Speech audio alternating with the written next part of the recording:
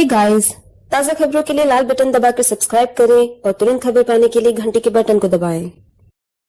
यह सिर्फ एक सामान्य खबर नहीं बल्कि दुनिया की सियासत में उभरता हुआ एक नया तनाव है जो अगर भड़का तो कई देशों को अपनी चपेट में ले सकता है। नमस्कार, मैं हूं आनंद शर्मा और आप देख रहे हैं इंडिया अब तक न्यूज। और जैसा हम कहते हैं, कड़वा लेकिन सच। विश्वास सदियों का, विरासत अपनों की, हर पीढ़ी जिसे पहचाने वो चमक रतनलाल सिवाफना ज्वेलर्स की। ईरान और अमेरिका के बीच करीब 40 दिन तक चला तनाव आखिरकार 8 अप्रैल 2026 को थमता हुआ नजर आया। दोनों देशों ने 2 हफ्ते के सीज फायर पर सहमति जताई और इस बातचीत की जमीन बनी पाकिस्तान की राजधानी इस्लामाबाद। लेकिन सवाल यह है कि क्या एक युद्ध के थमते ही दूसरा युद्ध शुरू होने की तैयारी में है? क्योंकि अब चर्चा सिर्फ ईरान और अमेरिका तक सीमित नहीं रही है, बल्कि 2 परमाणु शक्ति संपन्न देशों के बीच तनाव तेजी से बढ़ रहा है, पाकिस्तान और इजराइल।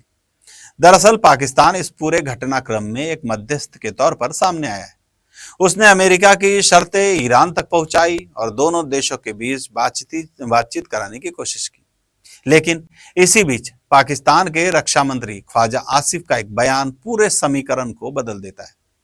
ख्वाजा आसिफ ने सोशल मीडिया पर इजराइल को मानवता के लिए कैंसर बताया और यहां तक कह दिया कि इजराइल के अस्तित्व के लिए जिम्मेदार लोग नरक में जाएंगे।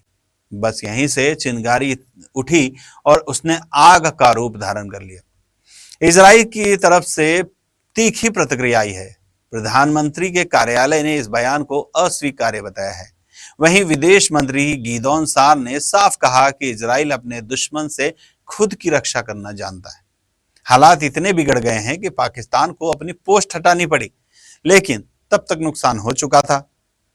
अब असली टकराव की जड़ क्या है? मुद्दा है लेबनान। ईरान और पाकिस्तान का दावा है कि सीज फायर में लेबनान पर हमले रोकने की शर्त भी शामिल है, लेकिन इजराइल और अमेरिका इससे इनकार कर रहे हैं। इजराइल का कहना है कि वो लेबनान में सक्रिय हिजबुल्लाह के खिलाफ कार्रवाई कर रहा है, जिसे ईरान का समर्थन प्राप्त है। यहीं से समीकरण और उलझ जाता है।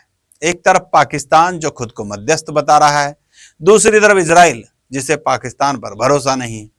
भारत में इजराइल के राजदूत रूवेन आजार तक कह चुके हैं कि पाकिस्तान एक भरोसेमंद देश नहीं है।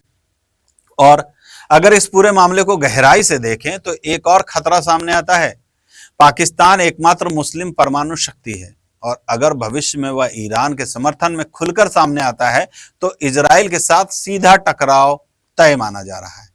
यही वजह है कि अब वैश्विक स्तर पर यह चर्चा तेज हो गई है कि क्या पाकिस्तान और इजराइल के बीच नया युद्ध छिड़ सकता है। फिलहाल हालात बेहद संवेदनशील है। एक छोटी सी चिंगारी बड़े विस्फोट में बदल सकती है। तो क्या दुनिया एक और बड़े संघर्ष की तरफ बढ़ रही है? क्या पाकिस्तान और इजराइल आमने सामने आ सकते हैं?